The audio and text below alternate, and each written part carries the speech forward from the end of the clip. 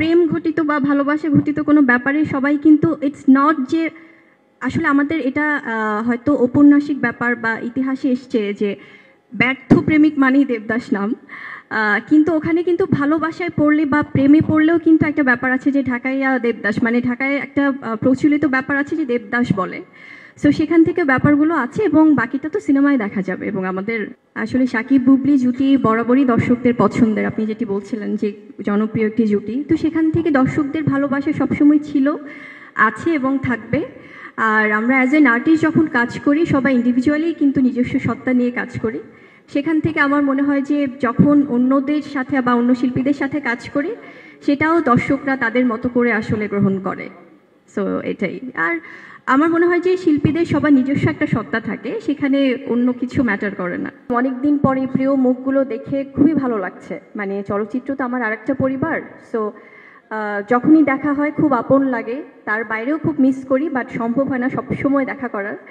ভীষণ ভালো লাগছে। আর আজকে নতুন সিনেমা মহরতের মাধ্যমে সবার সাথে দেখা হলো, খুব ভালো লাগছে আসলে।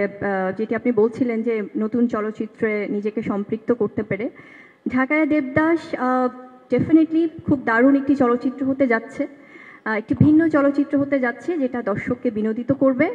এবং আমার মনে হয় যে দর্শকরা আসলে যে আগ্রহ নিয়ে অলরেডি আছেন নামটি শুনে, সেখান থেকে আমরা অবশ্যই পুরো টিম চেষ্টা করব সে এক্সপেকটেশন ফুলফিল করার জন্য। যে কোনো সিনেমার আগে প্রস্তুতি অবশ্যই নেওয়াটা খুব প্রয়োজন অ্যাজ অ্যান আর্টিস্ট। তবে যখন কোনো রিচুয়াল, কোনো হেরিটেজ, কোনো ট্র্যাডিশন, কোনো অঞ্চল ভিত্তিক সিনেমা হয় তখন কিন্তু প্রস্তুতিটা আরও বেশি হয়।